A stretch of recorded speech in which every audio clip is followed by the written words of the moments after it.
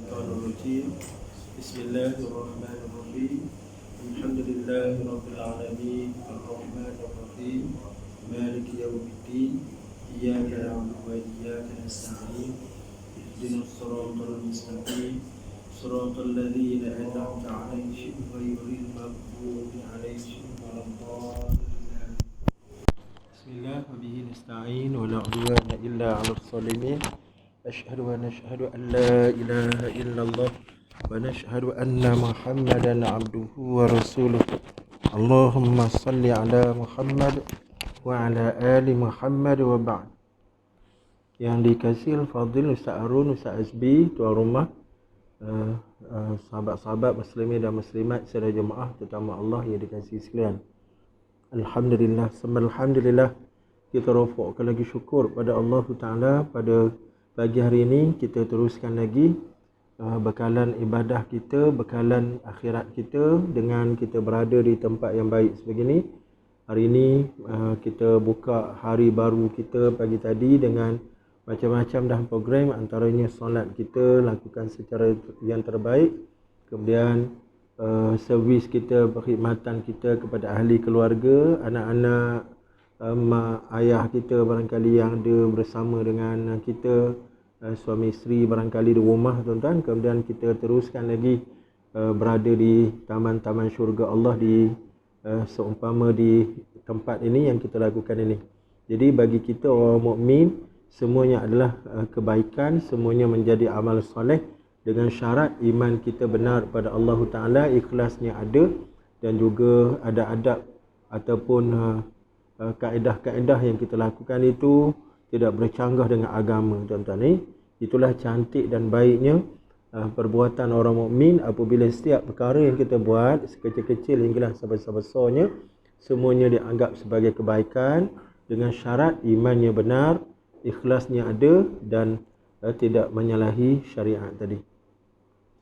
Marilah kita meletakkan niat yang benar pada himpunan kita ini. Sama-sama kita letakkan niat melakukan ibadah kerana Allah. Nak niat iktikaf tak lepas Jadi kita niat secara umum melakukan ibadah kerana Allah, melakukan ukhuwah, merapatkan ukhuwah sesama kita, dan juga niat-niat lainlah, antaranya kita nak dengar ayat-ayat Quran dibaca untuk kita mentadabbur, mendengar hadis-hadis Nabi SAW untuk kita amalkan, juga mendengar nasihat pengajaran alim ulama khususnya menerusi kitab yang kita bacakan ini, dan lain-lain niat kebenaran yang lain.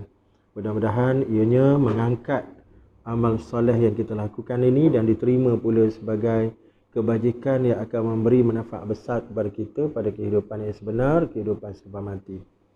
Sahabat yang dikasihi sekalian, pada hari ini kita sambung pada pengajian Tanbihul Ghafilin kita, peringatan pada orang-orang yang lalai, kitab tulisan Al-Imam Al-Faqih Abul Laith As-Samarqandi rahmatullahi alaihi wa nafa'ana bi'ulumihi fid darain. Mudah-mudahan kita mendapat manfaat besar dunia dan akhirat dengan kitab yang baik ini. Masih kita melihat kepada isi kandungan hadis yang agak panjang tuan-tuan. Hadis ini hadis dhaif, tapi kita ambil sebagai motivasi, targhib atau tarhib tuan-tuan ni. Iaitulah bagaimana Waalaikumsalam, bagaimana Jibril alaihissalam datang kepada Nabi SAW sesudah dibawa melawat ataupun melihat neraka wal-a'yadzubillah. Jadi berlakulah dialog antara baginda dengan Nabi SAW. Ini yang sedang kita teliti tuan-tuan ni. Kita sedang teliti pada neraka pintu yang ke-6 dan ke-5 tu kita rangkum sekali tuan-tuan ni. Pintu ke-5 iaitulah orang-orang Yahudi bernama Hutamah. Neraka itu bernama Hutamah, dan pintu ke-6 orang-orang Kristian Nasara bernama neraka Sa'ir tuan-tuan ni. Kita rangkum sekali. Jadi kita sedikit lagi kita buat penerangan ataupun perbincangan di sini tentang peranan Yahudi dan Nasrani dalam kehidupan kita. Sekira-kiranya serius tuan-tuan pada urusan Yahudi Nasrani ini, sehingga kan kita tidak pernah lupa daripada diingatkan Allah Ta'ala pada kedua golongan ini. Iaitulah menerusi bacaan Quran kita, Fatihah kita, ibadah solat kita. Apabila kita lihat kepada perbincangan ulama-ulama berkenaan dengan makar ataupun konspirasi jahat mereka, maka kita insaf. bahawa mereka ini memainkan peranan yang sama penting dengan peranan iblis syaitan, tuan-tuan. Peranan nafsu syahwat untuk menyesatkan kita.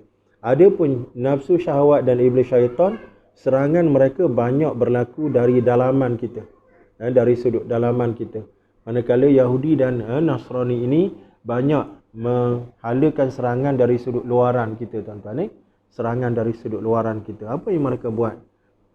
Kita baca satu tulisan daripada Dr. Taufik Yusuf Al-Wa'il, seorang ulama yang banyak buat kajian tentang konspirasi Yahudi dan Nasrani ini, tuan-tuan, dalam kitab yang sudah diterjemahkan, Dunia Islam Kini, Hadirul Alamil Islami Al-Alam Wal-Amal. Dunia Islam kini, antara musibah dan juga antara harapan tinggi yang perlu kita letakkan. Bagaimana kita nak harapkan dunia Islam selamat daripada makar Yahudi dan Nasrani ini. Maka dalam tulisan dia ni, dia sebut, tuan-tuan, bagaimana gambaran kepada kejahatan Yahudi dan Nasrani ini menghancur dan menghapuskan Islam ni, dibuat gambaran seumpama satu jasad manusia, tuan-tuan. Islam ni digambarkan macam satu jasad manusia. Ada kepala, ada badan, ada kaki. Maka usaha yang dibuat oleh Yahudi Nasrani ni nak hapuskan kita ni, tuan-tuan, nak bunuh kita ni. Kita ni adalah manusia Islam. Macam mana cara dia orang buat, tuan-tuan? Ada 3 langkah utama, tuan-tuan. Ada 3 langkah utama. Yang pertama, dengan cara memenggal kepala manusia Islam. Siapa manusia Islam? Kita lah, tuan-tuan. Jadi macam mana nak bunuh kita? Langkah pertama, dia penggal kepala kita. Yang kedua, dengan cara cubaan melemahkan dunia Islam dan membunuh jiwa dengan cara menikam jantung kita, tuan-tuan. Menikam jantung kita. Dan yang ketiga, caranya ialah dengan memotong sendi-sendi orak ataupun sendi-sendi yang ada pada tubuh badan kita. Iaitu seriusnya dia, tuan-tuan. Yang pertama, kerak kepala. Patutnya bila kerak kepala ni, matilah orang tu, tuan-tuan. Tapi tak puas hati puak-puak ni. Bimbang takut kita jadi mayat hidup, tuan-tuan. Maka dia buat macam mana? Dia tikam jantung pula. Dia tikam jantung bagi memastikan kita betul-betul kaku terus. Lepas tu tak puas hati lagi. Dia cerai-cerai ni, robek-robeknya anggota sendi-sendi kita. Tangan, kaki, semua, tuan-tuan, dia robek-robek. Supaya kita benar-benar tidak mampu untuk bangkit balik menjadi satu badan yang begitu kuat sebagaimana yang pernah berlaku dalam sejarah. Dalam sejarah. Jadi apakah yang dikatakan memenggal kepala ni? Ni yang kita nak belajar, tuan-tuan. Iaitulah menjatuhkan khilafah Islamiyah. Itulah gambaran kepada kelemahan kita apabila kerajaan Islam jatuh. Khilafah Islamiyah jatuh. Jadi khilafah Islamiyah jatuh ni bila, tuan-tuan? 1924 1924 secara rasmi. Apa tu yang jatuh tu? Turki Osmaniyah, kan? Turki Osmaniyah. Sebenarnya Turki ni dah lemah dah pada abad yang ke-20. Turki dah lemah dah. Terutama 1900, tuan-tuan, Turki khalifah pada masa itu dah hilang kuasa dah. Kuasanya sudah ditakbir oleh kumpulan Turki muda, Young Turks. Young Turks.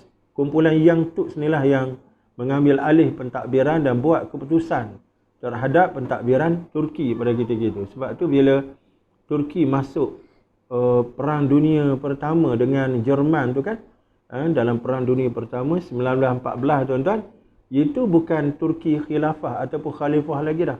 Itu Turki yang ditakbir oleh Young Turk tadi. Generasi Turki yang menggelarkan mereka sebagai reformis.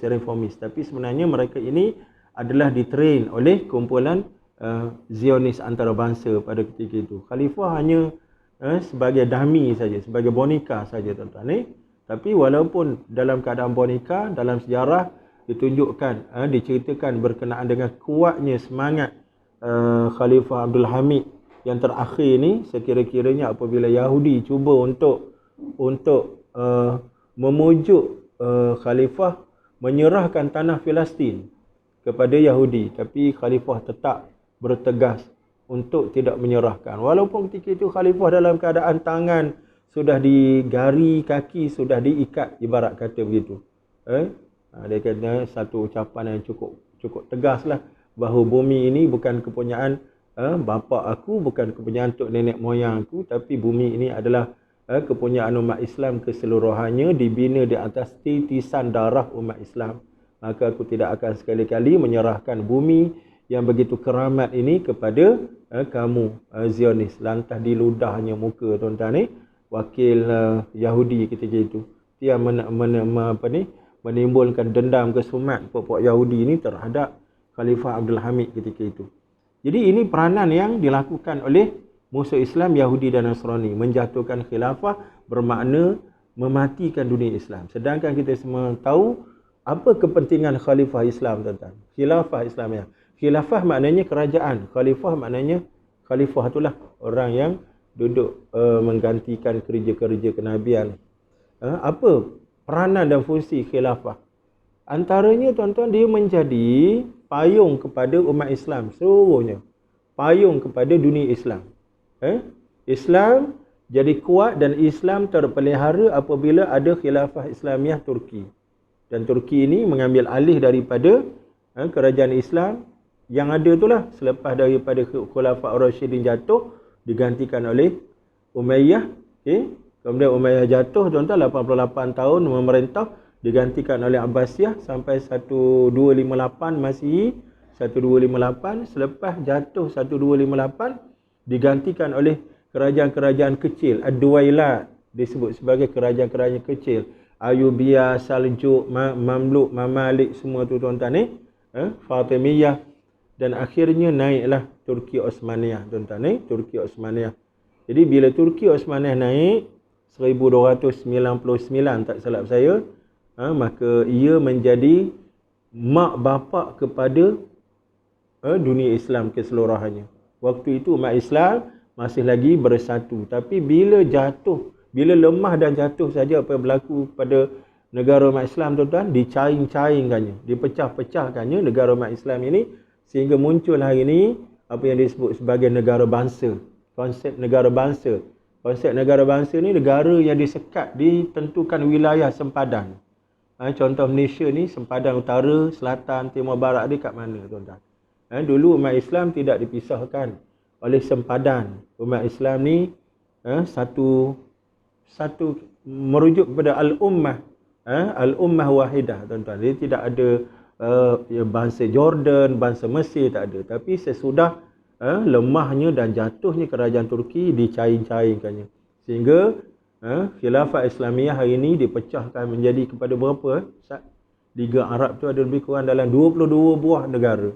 Liga Arab, 22 buah negara itu sesudah dicaing-caingkan, khususnya menerusi perjanjian Sykes-Picot, iaitulah perjanjian yang melibatkan Menteri Luar Perancis dengan Menteri Luar British, tuan-tuan.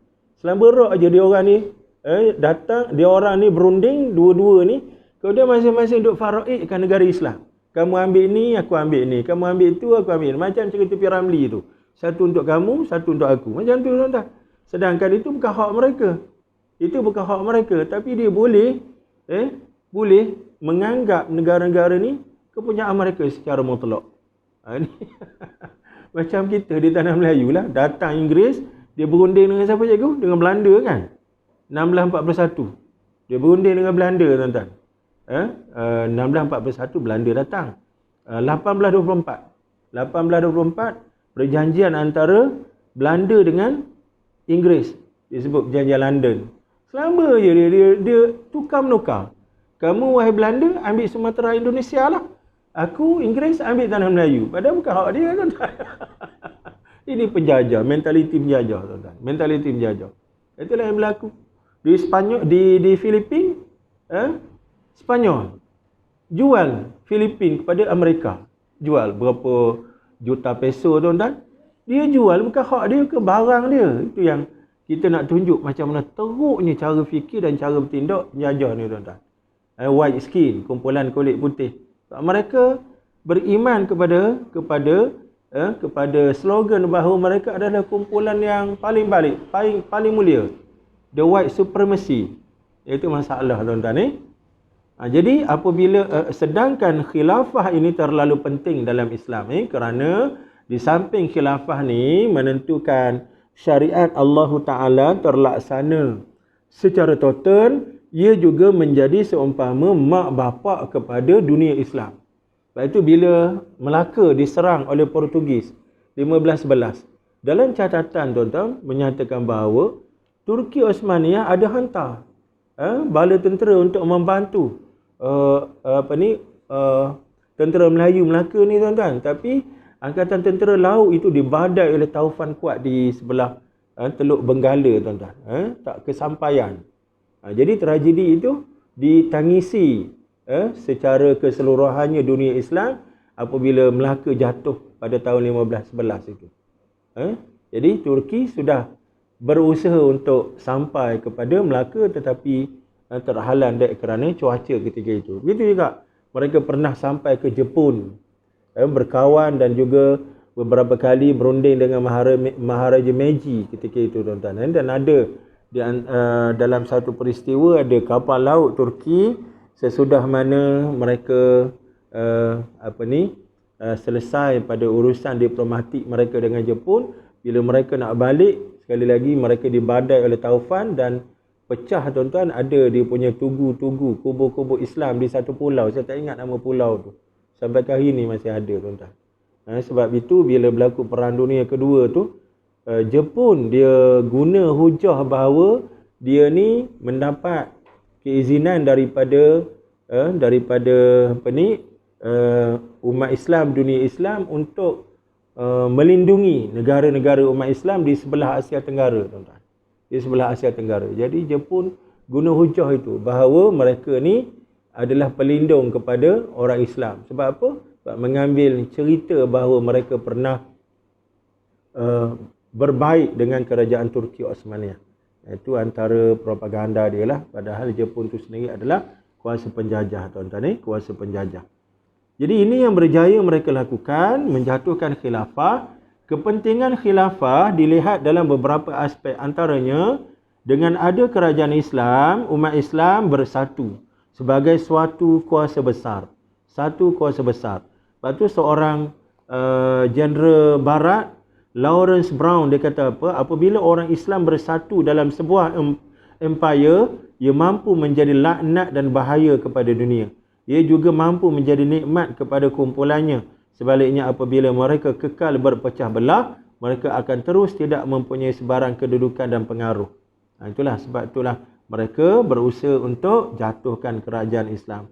Yang kedua, antara kelebihan kerajaan Islam ini melindungi orang-orang Islam di timur dan di barat. Kisah yang masyhur tuan-tuan, apabila seorang wanita dianiaya di satu tempat yang agak jauh daripada kerajaan Islam pada zaman Khalifah Al-Mu'tasim, Khalifah Bani Abbasiyah tuan-tuan. Ketika dia dianiaya, dia sebut, dia jerit, "Wa Mu'tasimah, wahai Khalifah Mu'tasim, bantu aku." Perkataan dia tu disampaikan oleh pemuda Islam yang dengar perkataan tu, dia sanggup untuk bergerak pergi ke Baghdad ketika itu tuan-tuan. Bila sampai di Baghdad, disampaikan apa yang berlaku tadi kepada Mu'tasim. Lantas dalam riwayat menyatakan Khalifah Mu'tasim ni bangkit dengan penuh tuan-tuan semangat. Wa umma hadza ibnuki ad'uk, ini anak lelaki kamu, aku saut seruan kamu. Lantas Khalifah Mu'tasim menghantar satu bala tentera untuk mengajar kumpulan yang menganiaya seorang wanita, tapi tidak dinyatakan di tempat mana tuan-tuan, di tempat mana. Itu kisah yang masyhur dalam sejarah. Hari ini tuan-tuan, cuba lihat dalam keadaan kita tak ada kesatuan dan kekuatan khilafah, apa yang berlaku kepada muslimat-muslimat kita. Apa yang berlaku melibatkan penganiayaan muslimat di sebelah Kashmir, berpuluh tahun, sejak tahun 50-an dulu tuan-tuan sampai ke hari ini tidak ada pembelaan.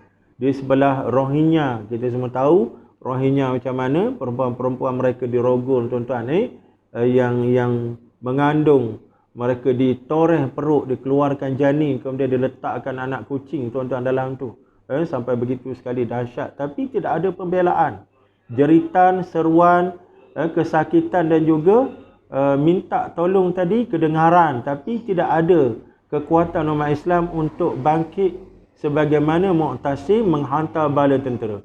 Sedangkan ketika Mu'tasim menghantar bala tentera itu, dikhabarkan beliau berada dalam keadaan politik yang cukup lemah. Keadaan politik yang cukup lemah. Ketika itu, serangan Mongol Tatar sudah pun mengalir ataupun sudah berlaku kepada dunia-dunia Islam ketika itu. Tunggu masa nak sampai ke Baghdad aja, tuan-tuan. Tapi nak cerita, apabila ada kerajaan Islam, maka umat Islam dibela oleh kerajaan. Yang ketiga, kemenangan sebenar tidak berlaku kecuali ketika wujudnya khalifah. Bila ada khalifah, maka kemenangan itulah yang berlaku, tuan-tuan. Khilafah tuntutan syarak yang bersifat daruri. Itu antaranya, tuan-tuan. Sebab itu, dakwah Nabi SAW ini dianggap berjaya sesudah Nabi berjaya menegakkan kerajaan Islam di Madinah, di Yathrib, tuan-tuan. Apabila dari sudut dakwah kita lihat, apabila Nabi SAW memegang kuasa politik, apa yang berlaku, tuan-tuan? Orang berdoyo-doyon masuk Islam. Ahli-ahli sejarah bincang ketika Nabi tak ada kuasa di Mekah 13 tahun. Yang masuk Islam sekitar 100 hingga 200 orang je. Mengikut peristiwa hijrah, yang mengikut Nabi itu sekitar 100-200 orang je, tuan-tuan. Sesudah 13 tahun Nabi ini berdakwah siang malam pagi petang. 3 tahun secara sulit, kemudian 10 tahun secara terang-terangan. Tapi orang tak mahu datang kerana apa yang ada pada Islam ni. Islam janji syurga. Mana syurga tu tak boleh dibuktikan, tuan-tuan. Orang nak tengok dari sudut materi, dari sudut fizikal. Tapi bila Nabi pindah ke Madinah, hanya 10 tahun ketika Nabi wafat, Imam Syafi'i kata umat Islam generasi sahabat yang ditinggalkan oleh Nabi ni lebih kurang 60,000 orang, tuan-tuan. 60,000 orang. Tapi Imam Ibnu Asir dalam kitab Usdul Ghabah, dia kata bukan 60,000 tapi 116,000 orang. 116,000 orang. Sekali ganda. 60,000 hanya ada di Semenanjung Arab. Hak lebih tu merata, tuan-tuan. Orang kata diaspora, tuan-tuan. Di mana-mana tempat. Seluruh dunia. Sebab umat Islam ni adalah pendakwah. Dia duduk di mana-mana. Kubur-kubur mereka tidak berada di tempat kelahiran mereka. Tapi kubur mereka bersepah-sepah di tempat selain daripada tempat kelahiran mereka. Kenapa mereka mati di tempat lain? Kerana mereka melaksanakan dakwah. Itu kekuatan umat Islam apabila ada kerajaan Islam ketika itu, tuan-tuan. Jadi ini tindakan yang pertama. Tindakan kedua, mereka menikam jantung kita. Bagaimana, tuan-tuan?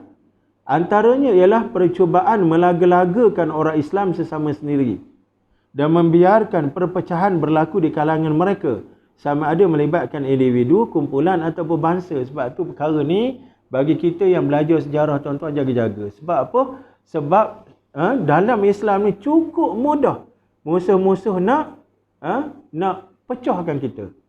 Sebab kita ni ada mazhab-mazhab, tuan-tuan. Kita ni ada mazhab-mazhab, ada khilaf pada urusan agama.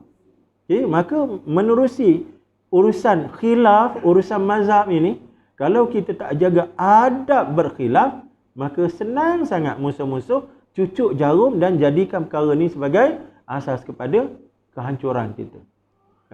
Tempat kita ni tak berapa nak serius sangat. Tapi kalau di luar negara, tuan-tuan, saya diberi maklum di sebelah Afrika, antara mazhab Syafi'i, mazhab Hanafi, mazhab Maliki terlalu tegang, tuan-tuan. Sampai ke ada satu kisah apabila pengikut mazhab Hanafi ni dia nak berkahwin dengan Islam mazhab Syafi'i. Dia pergi tanya tok guru dia, boleh ke tidak nikah dengan mazhab Syafi'i ni? Dia kata boleh dengan syarat dia tu kena masuk Hanafi dulu. Kalau kekal dengan Syafi'i tak boleh, tak sah. Ibarat kata Islam dengan kafir, tak sah. Sampai begitu tegang, tuan-tuan. Tapi kita di sini tak berapa, tak sampai perkara tu.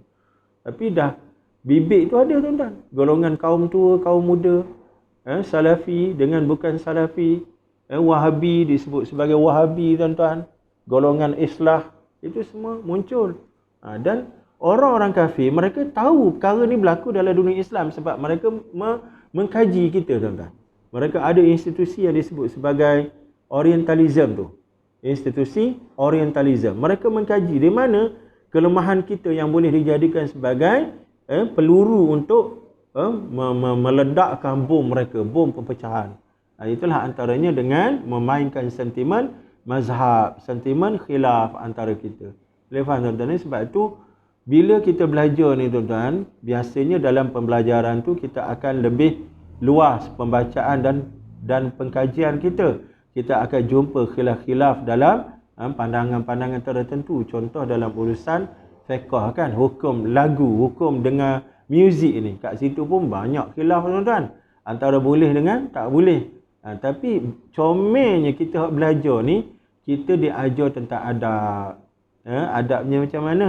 Apabila satu urusan itu duduk dalam urusan khilaf, tidak ada dalil yang bersifat pasti, mutlak, maka kita diajar supaya berlapang dada, bertolak ansur. Okey? Kalau kita terima pandangan A, kita tolak pandangan B. Kenapa kita terima A tolak B? Kerana kita lebih yakin dan lebih selesa dengan pandangan A.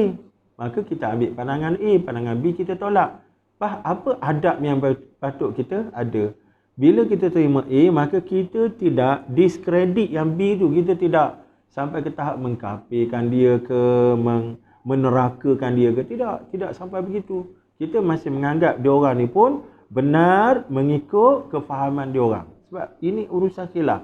Itu yang comel tu. Dalam urusan agama, apa dia punya tagline dia? Natasamahu fi makhtalafna wa nata'awanu fi ma ittafaqna. Wa nata'awanu fi ma ittafaqna. Pada urusan yang kita berittifaq, pada urusan yang kita sepakat, maka ayo jom kita tolong-menolong, kita perkuatkan kita pada urusan yang kita bersepakat. Tapi pada urusan yang kita berkhilaf, kita natasamah. Kita bertolak ansur, berlapang dada. Itu comel, itu adab yang diajar oleh agama kepada kita dalam urusan khilaf. Kalau tidak, kita jadi masa perangkap musuh-musuh Allah, Yahudi dan Nasrani, sebagaimana kita bincang ni tuan-tuan ni.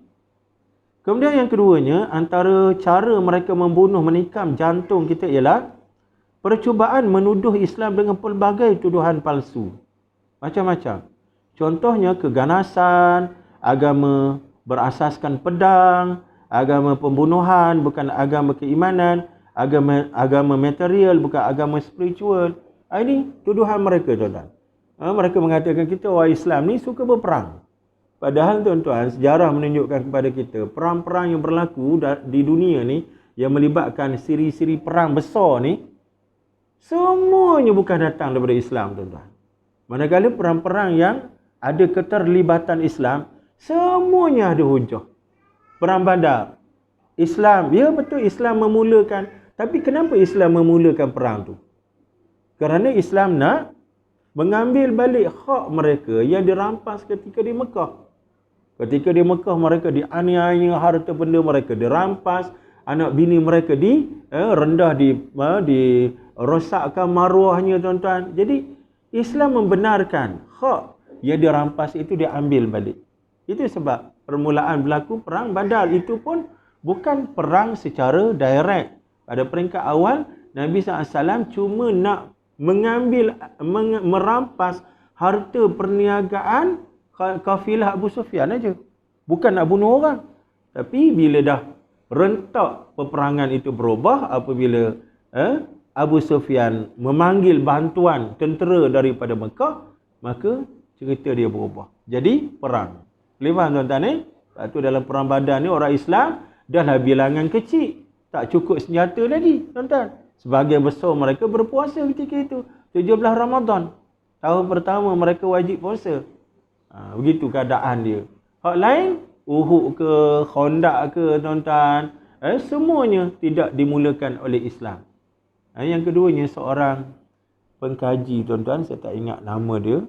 Dia buat kajian dalam peperangan yang melibatkan Nabi SAW ni, bilangan yang terbunuh kecil sangat. Alamak, saya tak ingat dah. Lebih kurang dalam 375 orang melibatkan orang Islam yang terbunuh.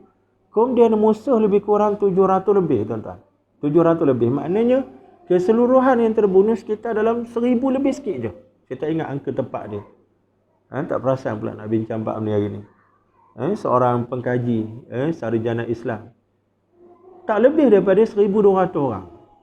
Itu melibatkan peperangan keseluruhan yang melibatkan Nabi SAW.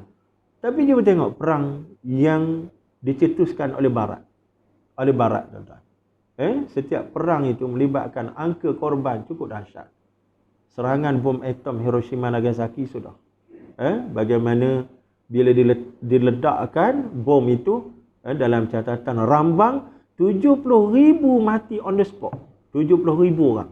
Kemudian 70,000 lagi mati akibat dia punya kesan radioaktif.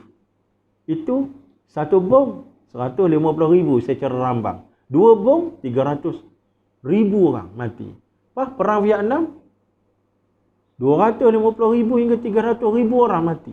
Sampai ke hari ni kesan perang Vietnam sampai ke hari ni, apa yang kesan dia tuan-tuan? Generasi manusia di sana muncul watak manusia yang mengerikan kita, macam alien.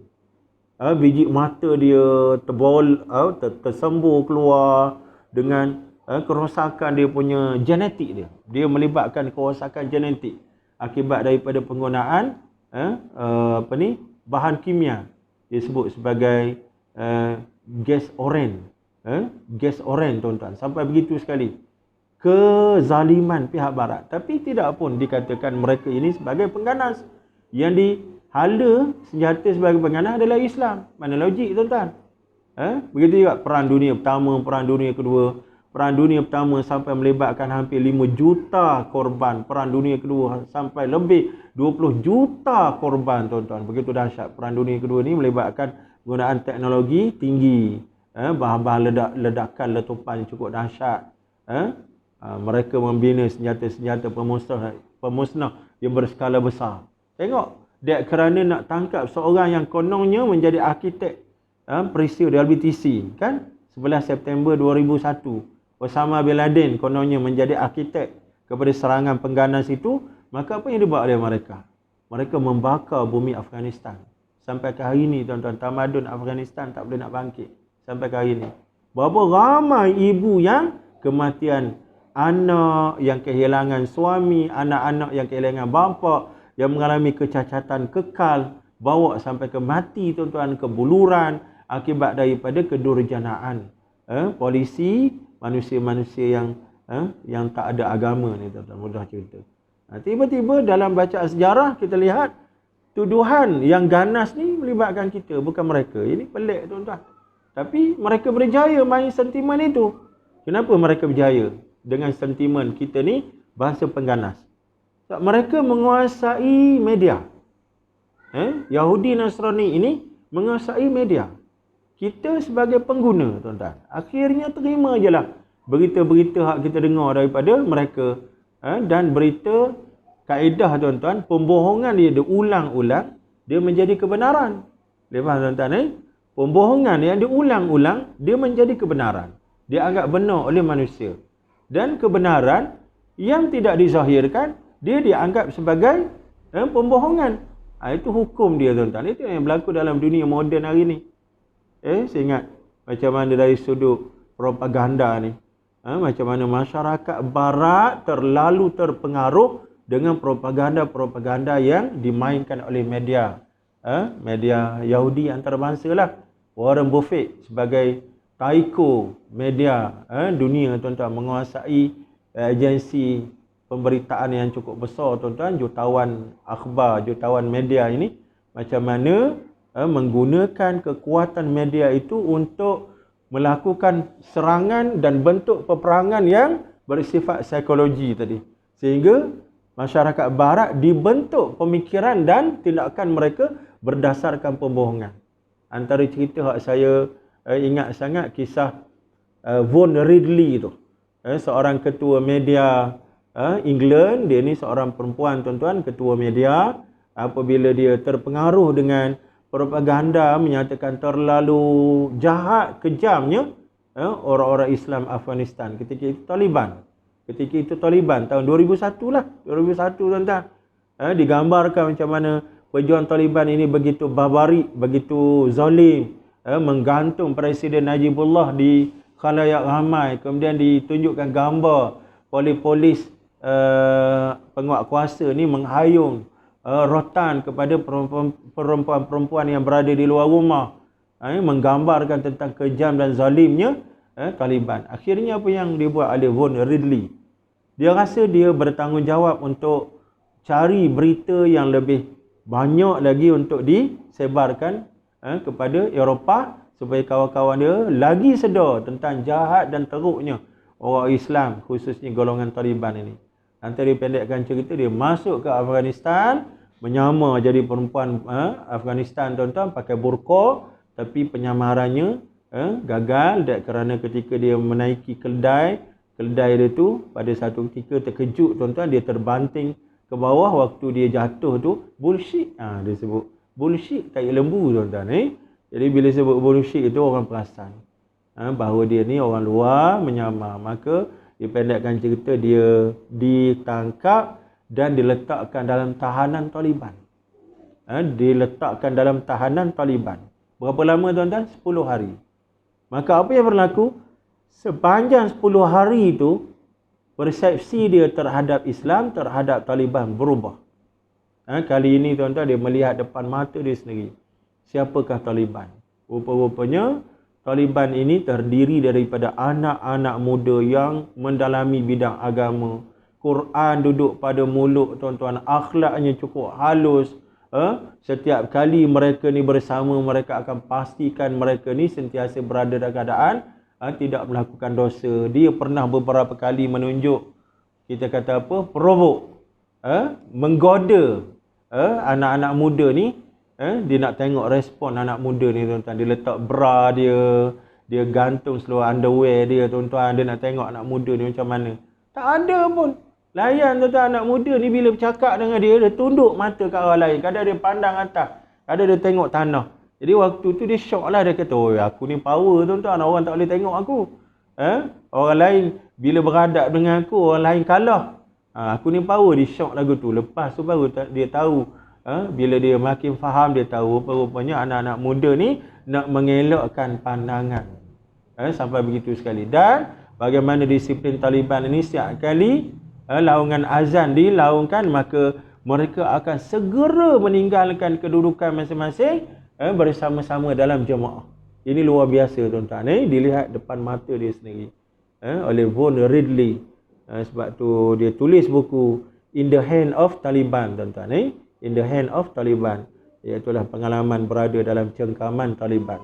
Maka sampai hari yang terakhir, hari yang ke-10 itu, dia dipanggil menghadap ketua Taliban, Mullah Omar, dan dia diberikan pilihan untuk dibebaskan dengan syarat ambil buku.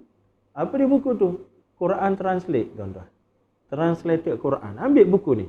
Kamu baca. Kalau kamu nak kenal kami, kamu baca, kamu kenal kami menerusi buku ni. Kata, Dia pun terkejut. Pasal sesenang itu syarat pembebasan dia.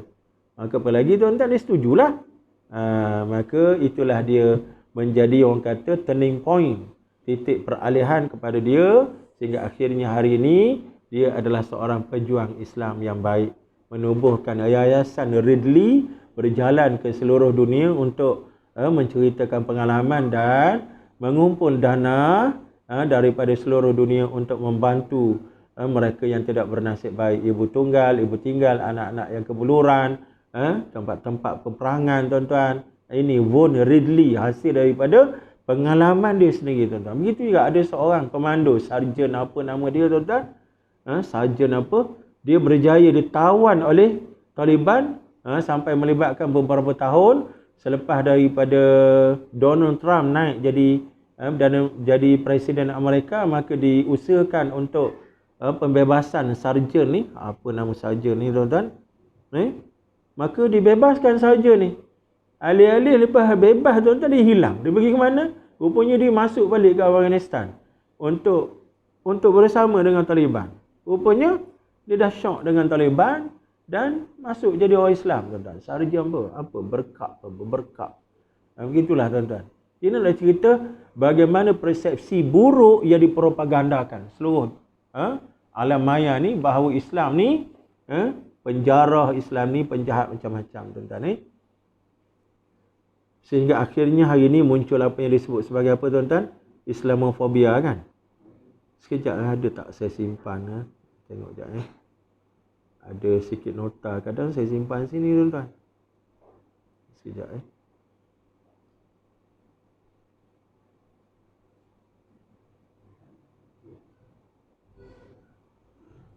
Kita boleh faham juga tentang makar Yahudi dan Nasrani ini terhadap apa yang berlaku melibatkan tragedi Christchurch, tuan-tuan. Christchurch kat mana tuan-tuan? New Zealand kan?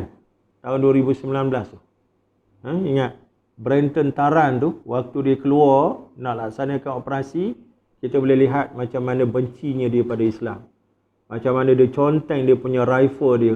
Macam-macam contengan merujuk kepada perang salib, merujuk kepada Battle of Tours. Battle of Tours ni satu perang antara Islam dengan tentera Perancis tuan-tuan, yang dalam perang ni hampir-hampir Islam menang peperangan itu.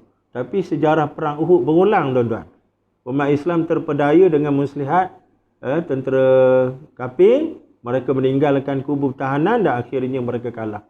Pengkaji sejarah mengatakan Battle of Tours ni melibatkan jeneral Islam Abdul Rahman Al-Ghafiqi. Kalaulah Islam menang perang tu, maka hari ni Presiden Amerika adalah Muslim. Presiden Perancis adalah Muslim tuan-tuan. Kalau Islam menang dalam Battle of Tours. Tapi itulah dia perjanjian Allah Ta'ala, ada hikmah dia tuan-tuan.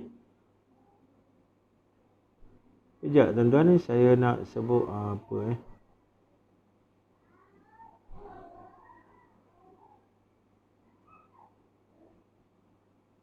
tragedi melibatkan Marwa Ali Al-Sharbini tahun 2008 dulu. Wanita ni tuan-tuan kelahiran Mesir tapi berhijrah ke Jerman. Kemudian dia dianiaya di Jerman tuan-tuan. Seorang penganggur bernama Alex, warga Jerman kelahiran Rusia, satu petang ketika Marwa dan anaknya, Marwa ni dilihat bertudung berjilbab, duduk di padang permainan kanak-kanak.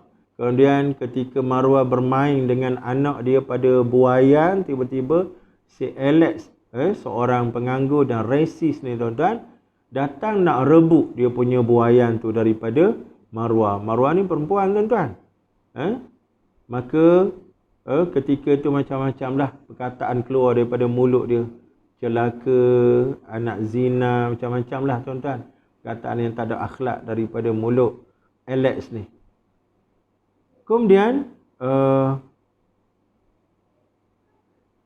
Alex dituduh melakukan fitnah terhadap Marwa. Kemudian dia dapati bersalah oleh mahkamah serta dihukum denda €780 tuan-tuan. Semasa perbicaraan, Alex merayu hukuman diringankan dan berhujah bahawa Marwa boleh saja dihina kerana Marwa bukan manusia yang sebenar. Dia pandang kita orang Islam ni bukan standard manusia. Peguam Marwa menggunakan dakwaan terbuka si Alex di mahkamah itu untuk memohon hukuman yang lebih berat. Maka pada 1 Julai 2009, pendengaran rayuan kes didengar di mahkamah di Dresden, Jerman sana tuan-tuan. Ketika itu ada 8 orang dalam mahkamah, 3 hakim, seorang pendakwa raya, Alex dan peguamnya, Marwa dan suaminya, Elwi Ali Onkas, dan anak lelaki mereka berusia 3 tahun. Apa yang berlaku? Malangnya tiada seorang pun pengawal keselamatan dan tiada sebarang pemeriksaan senjata dilakukan sebelum masuk ke mahkamah.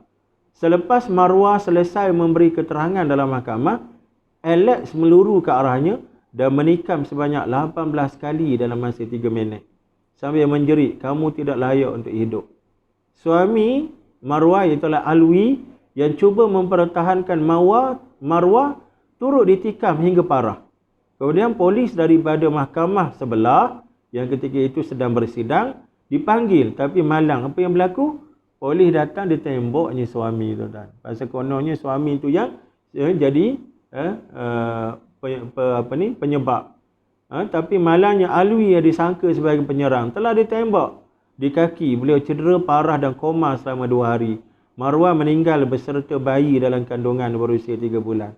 Anak lelaki pula menjadi trauma disebabkan menjadi saksi kepada kejadian ngeri ini. Ini tuan-tuan sampai menyentuh sekali. Ini satu kes lah yang saya simpan sebagai rekod untuk kita memahami sikap dan hati budi masyarakat Yahudi dan Nasrani ini terhadap apa yang disebut sebagai orang-orang Islam dan dunia Islam, tuan-tuan. Macam mana cara pandang mereka kepada kita sekalian. Kemudian apa lagi, tuan-tuan? Mereka menggunakan cara menyumbangkan bakti untuk mempengaruhi orang Islam dan berusaha untuk menggugat akidah dan penghormatan terhadap Islam dan ajarannya menerusi cara tersebut. Contohnya menubuhkan yayasan kebajikan, perubatan dan akademik. Ajaran Kristian mestilah mengiringi perkhidmatan tersebut agar tidak pulang dengan tangan kosong. Maknanya mereka tunjuk baik dengan cara mengadakan servis-servis kemanusiaan seumpama kelas-kelas tuition di Pulau Mabul, Sabah, tuan-tuan. Evangelis daripada Jerman, penyebar Kristian daripada Jerman. Mereka berkampung di sana hampir 1 tahun, tuan-tuan. Membuka kelas tuition pendidikan bahasa Inggeris, matematik secara percuma kepada anak-anak Sabah di Pulau Mabul, tuan-tuan. Sampai begitu sekali, dan kita faham dari sudut strategi mereka, ini kaedah untuk mereka meneruskan lagi serangan terhadap Islam menerusi gerak kerja kebajikan kononnya. Padahal yang kita faham, tuan-tuan, dunia seluruhnya ni jadi huru-hara, peperangan di sana sini, kezaliman di sana sini. Siapa punya dalang dia di belakang, tuan-tuan? Dalangnya adalah Yahudi dan Nasrani. Ini dia punya dalang dia. Tapi tengok dia punya lakonan dia. Cikgu, tangan kanan di hulu bunga, tangan kiri dia simpan pisau belati. Boleh faham, tuan-tuan? Tangan kanan dihulurkan obat, tangan kiri dipegang racun, tuan-tuan.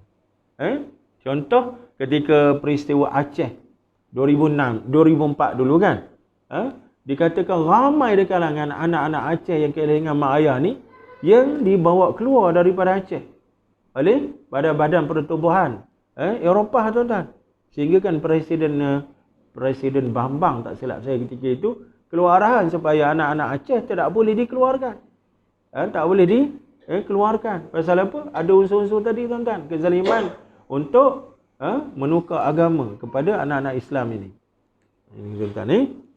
Kemudian apa lagi? Percubaan memburukkan sejarah Islam. Contoh, memuji Khalid bin Al-Walid dan memburukkan Sayyidina Umar Al-Khattab dengan tuduhan iri hati, menimbulkan keraguan tentang pemerintahan Abu Bakar. Peristiwa Sayyidina Abu Bakar dengan Khalid bin Al-Walid, apabila khalifah menghantar surat untuk menggantikan Khalid dengan khalifah dengan Ubaidah Al-Jarrah dalam satu siri peperangan Al-Qadisiyah, tak silap saya, tuan-tuan. Jadi dia orang kaji sejarah ni. Dia orang momokkan tentang dengki, hasad yang ada pada khalifah Umar Al-Khattab terhadap kekuatan dan kepintaran Khalid bin Al-Walid. Itu, tuan-tuan. Cara-cara dia orang masuk untuk kita ni melihat bagaimana sesama umat Islam utama ni pun ada hasad dengki dan perasaan buruk sangka, tuan-tuan. Itu cara dia. Kemudian memburukkan sistem ekonomi Islam. Sistem dengan segala cabangnya, sama ada akhlak, ekonomi dan politik. Mereka menuduh sistem Islam bersifat kekurangan, ketinggalan, mundur, tidak bersistem dan kasar. Khususnya berkaitan dengan rejam, potong anggota dan sebat. Khususnya melibatkan undang-undang Islam, hudud, qisas dan takzir. Mereka dakwa bahawa ini adalah undang-undang gua, undang-undang konvensional, undang-undang out of date, tuan-tuan. Ini tuduhan mereka. Sedangkan kita tahu bagaimana undang-undang ini tidak bersifat menghukum, tetapi dia bersifat mendidik. Dia ada unsur, kita kata apa? Nakalan minallah. Unsur pengajaran daripada Allah. Apa unsur pengajaran daripada Allah tu? Contoh, pada kesalahan mencuri, kalau sabit kesalahan, kerat tangan, tuan-tuan. Maka itu satu undang-undang yang bersifat gerun. Bersifat gerun. Sedangkan dalam konsep undang-undang, dia mesti ada unsur-unsur kegerunan. Kalau undang-undang tu tidak ada unsur kegerunan, tak ada nilai sebagai undang-undang. Boleh faham, tuan-tuan? Contoh apa Katakanlah kita rubah Kesalahan mencuri, dia punya hukum dia apa tuan-tuan? Geletek. Geletek tubuh 7 hari 7 malam. Geletek tuan-tuan. Orang takut tak dengar? Geletek je dia kata. Geletek je tak ada masalah. Geletek je dia kata. Orang tak gerung tuan-tuan. Tapi Islam letakkan kesalahan mencuri, sabit kesalahan, kerat tangan. Tapi senang ke nak kerat tangan? Susah tuan-tuan. 10 tahun nak cari satu kes, belum tentu lepas. Nak kerat tangan tu belum tentu lepas satu kes walaupun 10 tahun. Sebab apa tuan-tuan? Kaedahnya terlalu ketat. Cuba kita tengok kesalahan mencuri kerat tangan ni. Kalau nak diadili, pertama sekali kena tengok siapa curi siapa. Siapa curi siapa. Kalau yang curi tu anak, yang dicuri tu bapa, itu tak boleh kerat tangan. Sebab ada unsur-unsur syubhah. Ada unsur-unsur meragukan. Macam mana anak boleh curi harta bapa? Kenapa anak hilang kasih sayang terhadap bapa? Ada benda tak kena ni. Bila ada benda tak kena, itu orang panggil syubhah. Maka yuraddul hudud bisyubhah. Hudud digugurkan apabila ada unsur-unsur syubhah. Bila hudud digugurkan, maknanya bukan orang tu boleh bebas begitu. Tak. Maka orang tu divert hukum kepada ta'zir. Boleh faham tuan-tuan ni? Bukan maknanya lepas, senanglah, boleh curilah. Tak, bila tak kena hudud, dia tolak pada kesalahan ta'zir tuan-tuan. Jadi di situ, tak adalah dia punya potong tangan tu. Tapi ta'zir ni kadang-kadang lebih keras daripada hudud tuan-tuan. Lebih keras sebab ta'zir ni melibatkan kepentingan semasa. Kalaulah kepentingan semasa dilihat, denda sekadar 5-6 ribu tu tak memberi pengajaran, maka dia boleh up lagi. Dia boleh penjara lagi. Dia tak ada had tuan-tuan pada ta'zir mengikut maslahah umum ketika itu. Siapa yang mencuri siapa. Kemudian apa barang yang dicuri? Kalau barang yang dicuri itu barang yang tidak dipandang mulia dalam Islam. Contoh arak. Yang dicuri itu arak, maka tak kena hudud. Sebab arak dalam Islam tak ada nilai, dia adalah najis. Mazhab Syafi'i adalah najis tuan-tuan. Maka tidak dikenakan hudud. Bolehlah curi? Tak boleh juga. Divert pada ta'zir. Boleh faham tuan-tuan ni? Tengok. Kemudian barang yang dicuri tu berapa nilai? Berapa nilai? Qatul yad birrubu'. Syarat dia kerat tangan dengan 1/4 nilai. 1/4 dinar. Kalau 1 dinar RM800, 1/4 maknanya RM200 tuan-tuan. Nilai barang tu tidak kurang RM200. Kalau curi telur ayam baru 45 sen tuan-tuan. Baru 45 sen. Kena hudud ke? Tak kena hudud. Ta'zir. Divert pada ta'zir. Apa tak tuan-tuan? Kemudian barang tu pula disimpan di mana? Disimpan di mana? Diletakkan secara terbuka ke ataupun disimpan dalam kawalan tertentu. Tiba-tiba kawan ni diselongkar masuk, dia pecahkan kunci, kemudian dia ambil barang dalam tu, dia bawa lari. Ataupun barang tu iPhone dia letakkan atas meja je, tiba-tiba hilang. Cek pada CCTV, ni ambil. Maka kalau begitu keadaannya, tak boleh dituduh hudud pada iPhone yang ada letak di atas meja secara terbuka. Boleh faham tuan-tuan? Sebab tak ada kawalan tuan-tuan. Duduk secara terbuka. Handphone pula, iPhone pula harga RM45,000 tuan-tuan. Kalau handphone saya bolehlah RM30-40 ambil. Jangan ambil, sayang. Yang ni RM45,000 tuan-tuan. Mana ada orang yang faham nilai, yang tak terusik jiwa raga bila tengok benda depan mata. Tak. Maknanya orang tu walaupun pada awal-awal ini tak ada motif nak mencuri. Awal-awal dia keluar rumah, dia keluar bilik, tak ada motif pun. Tak ada niat pun dia nak curi tu. Tapi bila tengok benda yang bernilai depan mata, tak boleh. Taubat esok, ambil dulu. Jadi urusan sebegini tuan-tuan tak kena hudud. Sebab itu nak bagi hudud barang tu tuan-tuan mesti disimpan betul-betul. Dan orang yang mencuri tu betul-betul dia ada niat nak dapatkan benda tu sampai dia sanggup redah. Security guard, segala kawalan tuan-tuan dia sanggup buat untuk sampai hajat dia tu. Itu memang menasabah. Sebab dalam dirinya ada motif yang cukup kuat untuk menjadi pencuri perompak, tuan-tuan. Nampak tak? Sampai begitu sekali. Itu sebab muslimat kita dah. Jangan tayang dedah aurat depan khalayak. Sebab apa? Sebab itulah orang hak baik pun dia jadi berulang-ulang depan mata. Tahu tak? Itu cerita dalam Islam, tuan-tuan. Jadi atas dasar syarat-syarat seperti itu, nak lepas satu kes ni tidak senang. Tapi undang-undang ada. Undang-undang ada. Sebab dengan undang-undang tu dia menyekat kebarangkalian berlaku niat-niat yang tak baik tadi. Boleh faham, tuan-tuan tentang keadilan sistem Islam. Tapi itulah yang sentiasa menjadi sasaran kepada tuduhan barat terhadap Islam, tuan-tuan. Saya ingat Profesor Dr. Harudin dulu pernah sebut bagaimana Arab Saudi yang sedikit sebanyak melaksanakan hudud ni, tuan-tuan, dia punya kadar kes-kes yang melibatkan hudud terlalu jauh berbeza dengan negara-negara Eropah yang dikatakan lebih adil kerana tak menghukum keatangan bagai ni. Tiba-tiba kes jenayahnya lagi mencanok tinggi. Saya ingat antara kupasan Profesor Dr. Harudin dulu, tuan-tuan.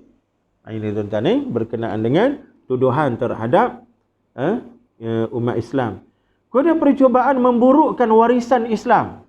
Apa yang dimaksudkan ialah seluruh bidang ilmu dan pengetahuan, perubatan, farmasi, kimia, fizik, falak, matematik, geometri, binaan dan semua sistem hidup, mereka menyifatkan warisan Islam sebagai musibah, bukan sebagai penyelamat.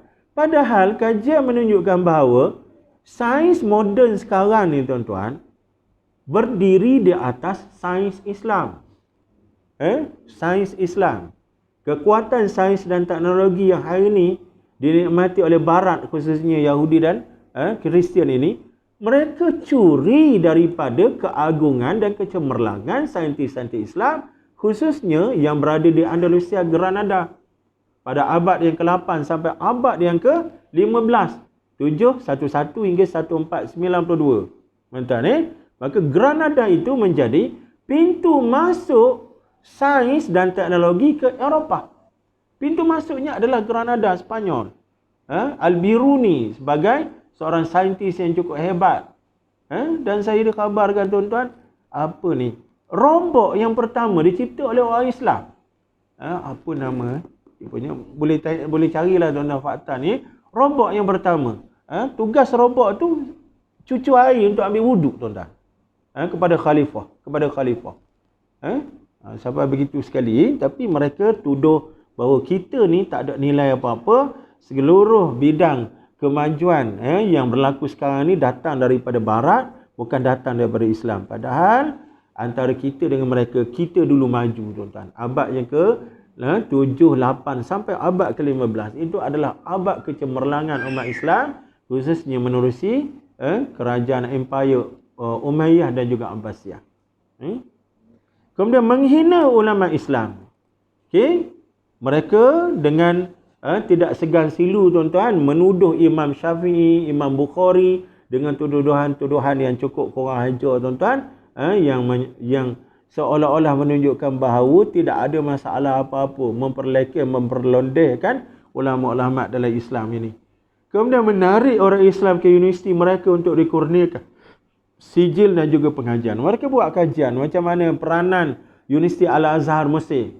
Tuan-tuan, Universiti Al-Azhar Mesir ni tahun 970 masih, tuan-tuan, dibina. Kemudian mereka nampak macam mana kekuatan Universiti Al-Azhar menjadi kilang mengeluarkan ulama-ulama seluruh dunia. Dan kekuatan Islam ni datang daripada kekuatan Universiti Al-Azhar ini, dan mereka kaji, tuan-tuan. Akhirnya mereka melihat keunggulan Azhar ini kerana sistem wakaf. Adanya sistem wakaf, yang kerana wakaf itulah ulama-ulama Azhar ni, tuan-tuan, tidak takut untuk mengeluarkan fatwa dan juga hujah-hujah mereka tanpa terikat dengan kuasa politik sekalipun. Akhirnya mereka buat macam mana, tuan-tuan? Mereka cabut sistem wakaf daripada Universiti Azhar mereka letakkan institusi ini di bawah Kementerian Pendidikan Mesir, tuan-tuan, dan ketika itulah Azhar mula habis, tidak bermaya. Ulama-ulama ketika itu hilang dia punya kekuatan. Nak bercakap lebih sikit, duk fikir, tuan-tuan. Nak tengok juga masa depan, kehidupan mereka, nak jaga keluarga, macam-macam lah. Macam kita, dalam konteks kita di sinilah. Pada masa yang sama, mereka bina saingan Universiti Azhar, Universiti Amerika sebagai contoh. Universiti Amerika. Di Mesir, tuan-tuan. Betul, Ustaz? Di Mesir, Ustaz. Universiti Amerika. Saya bercakap ni macam saya orang Azhar, tuan-tuan. Pada orang Azhar depan saya tu. Surau juga saya. Dan Universiti Amerika ini mereka permudahkan urusan untuk masuk, untuk belajar, untuk dapat sijil, tuan-tuan. Itu. Sebagai contoh, seorang ulama Islam dulu, Dr. Taha Hussein, kan? Dr. Taha Hussein. Cerita Dr. Taha Hussein ni. Dia buta mata, tuan-tuan. Dan sebahagian daripada ustaz-ustaz kita kata, buta mata dan buta hati. Apabila dia waktu menjadi Menteri Pendidikan, tuan-tuan, Mesir, maka dia kuasakan undang-undang barat.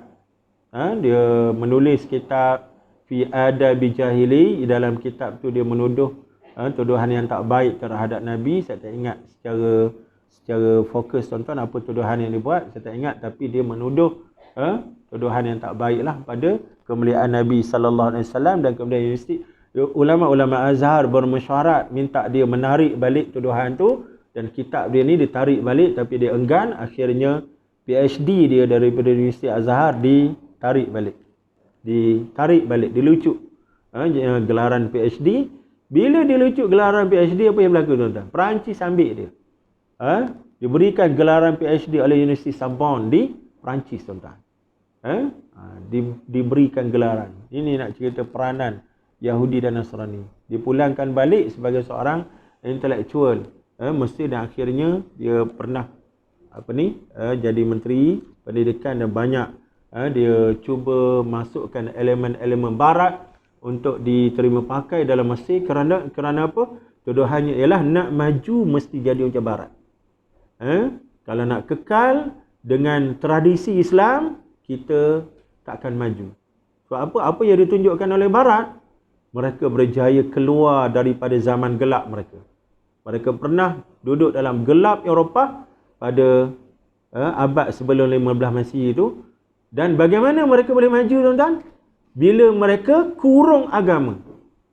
Bila mereka khadkan agama di surau masjid saja, menerusi dasar sekularisme. Boleh faham, tuan-tuan? Mereka memperkenalkan ideologi pemisahan agama daripada politik. Maka itu adalah antara sebab berlaku lonjakan tamadun di barat, dan itulah yang dijadikan hujah oleh mereka yang minat dan juga terpengaruh dengan apa yang berlaku di barat untuk menggunakan pakai sistem dan ideologi itu di negara-negara umat Islam, tuan-tuan ni. Sikit lagi kita habiskan yang ini, tuan-tuan. Kemudian yang seterusnya, memisahkan ilmu agama daripada ilmu dunia dan mencipta pertentangan antara keduanya. Sedangkan kita semua tahu tidak ada pemisahan antara ilmu dunia dan agama. Tetapi hasil daripada sekularisme yang berlaku di baratlah muncul apa yang disebut sebagai disiplin engineering, disiplin matematik, yang langsung tidak disebut dalam tu agama, tentang Allah. Sedangkan kita tengok dalam Quran pun, tuan-tuan, waktu Allah Ta'ala nak cerita tentang graviti, Allah cerita tentang apa, tuan-tuan? Allah nak jelaskan kita tentang graviti. Buang satu benda, dia akan jatuh ke bawah. Kita lambung satu benda, dia akan jatuh ke bawah. Allah cerita macam mana ketika graviti itu disebut dalam Quran? Allah sebut tentang syirik. Orang yang syirik ni, tuan-tuan, seolah-olah satu benda jatuh dari langit, disambar oleh burung atau ditiup oleh angin yang kuat sampai ke tempat yang jauh. Orang yang syirik. Maka dalam ayat itu Allah menggambarkan betapa sia-sianya akidah syirik apabila orang yang mensyirikkan Allah dengan satu benda, katakan dia syirik Allah dengan Tok Pekong A, maka di akhirat kelak, waktu Allah minta dia berjumpa dengan Tok Pekong ni untuk menyelamatkan akhirat dia, maka dia akan dapati sia-sia segala harapan yang dia letakkan kepada Tok Pekong. Pasal akhirat langsung tak memberi bantuan kepada dia. Maka sia-sia itu sebagaimana gambaran satu barang jatuh dari langit, satunya jatuh ke bawah, di tempat yang boleh ditanda di bawah. Tiba-tiba tak jatuh ke tempat yang ditanda, sebaliknya tercampak jauh ke tempat lain. Kenapa? Kerana disambar burung ataupun ditiupkan angin. Tengok tuan-tuan, cara Islam sebut tentang graviti. Kita kata graviti ni apa? Sains lah. Tapi datang barat dia buang, dia tapis nilai-nilai agama daripada ilmu ni, akhirnya muncul disiplin yang bersifat tulen, tidak bercampur dengan urusan agama. Matematik, bila agama sebut tentang matematik tuan-tuan, dia kaitkan dengan agama, dengan keimanan. Kat mana tuan-tuan matematik ni? Ashabul Kahfi 7 orang dengan anjing tidur dalam gua. Berapa lama tuan-tuan? 309 tahun. Tengok cara Islam. Quran sebut. Walabisu fi kahfihim salasami'atin sinina wasdadu tis'ah. Dan mereka semua tinggal dalam gua selama 300 tahun. Wasdadu tis'ah, dan tambah 9. Wasdadu tis'ah, tambah 9. Kenapa Allah tak kata 309 tahun terus? Salasami'atin wa tis'ah. Kenapa Allah tak sebut begitu? Sebab tak ada elemen operasi campur. Maka Allah tunjuk ada operasi campur di situ. Begitu juga kehidupan Nabi Nuh. Hidup di bumi ini alfa sanatin illa khamsun. 1000 tahun kecuali 50. Itu operasi apa tuan-tuan? Operasi tolak. 1000 tahun tolak 50. 950 tahun. Kenapa Allah tak direct sebut 950 tahun? Tisu mi'ah wa khamsun. Kenapa tak buat begitu? Itulah dia Quran tuan-tuan. Tapi datang kepada barat dia, dia saring dia tapis habis. Kemudian memesongkan kefahaman tawakal kepada Allah Ta'ala. Sebaliknya dia ajar redha dengan takdir. Kemudian memerangi bahasa Arab. Sebab mereka tahu bahawa kekuatan bahasa Arab ni boleh menjadi bahasa perpaduan seluruh umat Islam tuan-tuan. Lepas tu Imam Hasan al-Banna, salah satu daripada nasihat wasiat dia kepada kita semua, pelajarilah bahasa Arab. Tapi bahasa Arab bukan bahasa Arab fasah tuan-tuan. Bahasa Arab fusha, bukan bahasa Arab Amiyah. Kalau Amiyah tu terkebir-kebir kita tuan-tuan, Jordan dengan Jordan. Ustaz tahu. Saya ada sekali pengalaman tuan-tuan, tahun 85 bila kumpulan anak-anak Palestin ni datang ke Malaysia beberapa bulan juga. Disambut oleh keluarga angkat dia di Malaysia ni tuan-tuan. Kemudian salah satu program dia pergi ke Terengganu. Waktu tu saya belajar di asrama anak yatim tu tuan-tuan. Asrama anak yatim Pulau Kerengga. Waktu tu saya tingkatan 4 tuan-tuan ni. Tingkatan 4. Dia duduklah seminggu dengan kami ni. Saya pula sekolah Arab masa tu. Jadi bila tengok budak-budak Palestin ni memang teruja habis lah tuan-tuan ni. Kononnya naklah berbaik dengan dia orang. Adalah satu dua Arab kita kerti. Anak hantar lah tuan-tuan ni. Bila bercakap dengan dia, Allah tak faham tuan-tuan. Dia tak faham bahasa kita. Padahal kita balik, kita hafal dah buku tu. Kaifahalu. Kita hafal dah tuan-tuan. Nak bahasa buku. Tapi bila bercakap dengan dia, Allah Akbar, tak faham. Rupanya bahasa pasar. Tak biasa dengan bahasa kebangsaan. Rupa-rupanya itulah masalah kita pula kat situ tuan-tuan. Dia jadi ta'asub ke pasaran pula, ta'asub wilayah. Lepas tu Imam Hasan al-Banna dia ajar kita supaya belajar dengan bahasa yang standard, bahasa fusha. Kemudian menggunakan senjata penyiaran seperti televisyen, pementasan wayang, akhbar dan majalah sebagai laluan untuk menjahanamkan akhlak-akhlak pemuda dan belia-belia Islam. Mengeksploitasi wanita dan pergaulan bebas di sekolah, universiti dan pejabat kerajaan. Banyak lagi tuan-tuan ni. Kemudian akhirnya memotong sendi. Dia potong sendi-sendi bagaimana tuan-tuan? Dia telah antaranya menganiaya dan menekan menindas orang-orang Islam di bawah pemerintahan Kristian. Sebagaimana yang berlaku di Filipina, Ethiopia, India, Eritrea, Thailand, Kashmir dan lain-lain. Kemudian orang-orang Islam di bawah ancaman komunis pula yang telah runtuh dan barat yang mewarisinya selepas itu. Contoh yang berlaku di Bulgaria, China, Afghanistan, Rusia, umat Islam di Rusia, Somalia, Yugoslavia, Albania dan lain-lain. Kemudian orang Islam yang berada di bawah taklukan kuasa Zionis pula, seperti yang berlaku di Palestin, tragedi Shubra, Shatila, Deir Yassin, wilayah-wilayah Arab yang lain, tuan-tuan. Ini satu kemalangan yang cukup dahsyat, tuan-tuan. Ni yang Zubi Ali rakam lagu tu kan. Anak kecil itu sudah bertahun dicengkam derita. Itu kisah tentang apa? Tragedi Shubra, Shatila. Pada satu senja langit Shatila, tuan-tuan bukalah lagu tu, lagu Zubi Ali mengabadikan tragedi Shubra Shatila yang menyayatkan nanti, tuan-tuan. Kemudian orang Islam di bawah pemerintahan boneka. Ini bawah pemerintahan boneka, maksudnya bawah pemerintahan Islam juga, tapi tak boleh nak buat apa, tuan-tuan.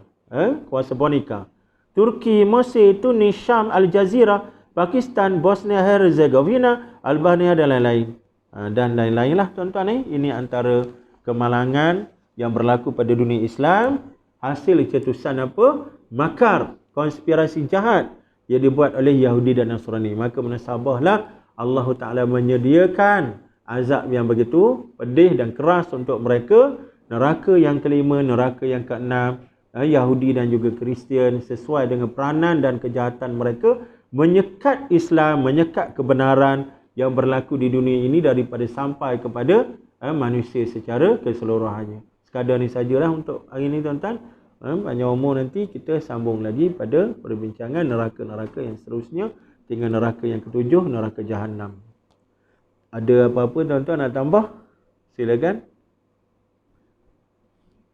Tak ada, tuan-tuan ni. Ustaz, sila Ustaz. Pasal Mesir tadi banyak ambil alih. Allahu Akbar. Kita UM je, Ustaz. Saya UM je.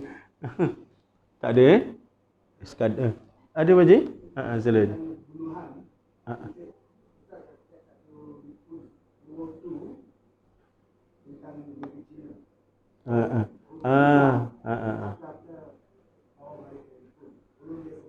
Ya. Ajimat banyak kisah sejarah yang berlaku melibatkan Cina, khususnya permusuhan antara Cina dan Jepun Ajimat memanglah sampai ke hari ni pun permusuhan itu diteruskan dalam filem-filem Ajimat. Filem Shogun Ninja berlawan dengan Kungfu, tuan-tuan. Sekejap kalau tengok cerita Cina, ninja Kungfu yang menang. Tengok cerita Jepun, ninja yang menang, tuan-tuan. Jadi permusuhan itu diteruskan walaupun dalam filem. Itu peristiwa pembantaian yang berlaku pada abad yang ke-19, abad yang ke-20 dulu, tuan-tuan, apabila Cina pada ketika itu pernah dikuasai oleh Jepun dan rakyatnya mengalami tragedi pembunuhan yang besar-besaran, menyebabkan sebahagian daripada mereka terpaksa lari minta perlindungan, termasuklah datang ke tanah Melayu ni. Dan sebahagian daripada sebab mereka datang ke tanah Melayu abad ke-20 adalah akibat daripada kebuluran dan malapetaka besar, penindasan yang berlaku di tanah besar lah. Begitu, Allah Alam, tuan-tuan. Kita akhirkan dengan tasbih kafarah.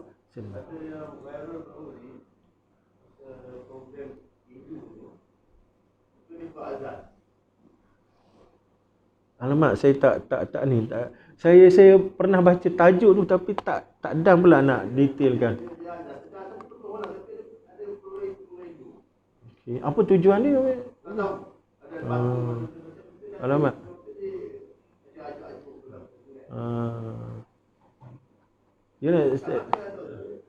Tak berani nak komen sebab tak perasan isu tu. Ada tengok dia malam tadi saya tengok dia punya tajuk depan.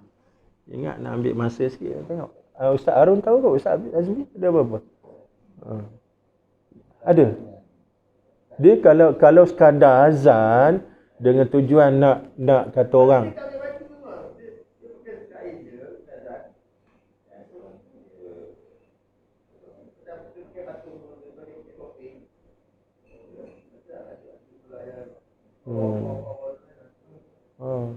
Yalah, kalau niat mempersenda-sendakan memang tak boleh sangatlah. Tak boleh sangat, itu tak boleh dibiarkan lah. Umat Islam kena buat sesuatu lah sepatutnya. Buat nota bantahan bagailah. Maknanya kena tanya balik apa tujuan perkara tu dilakukan. Kalau niat untuk mempersendakan Islam, memang kita orang Islam ni dia ajar supaya sentiasa sentiasa cakna lah dengan perkara-perkaranya tu. Paling tidak kita meluahkan perasaan tak setuju kita lah melalui saluran yang ada. Allah Alam. Sekadarnya lah kita akhirkan tasbih kafarah dan surah Al-Asri. Subhanakallahumma wa bihamdika asyhadu an la ilaha illa anta astaghfiruka wa atubu ilaik. Bismillahirrahmanirrahim.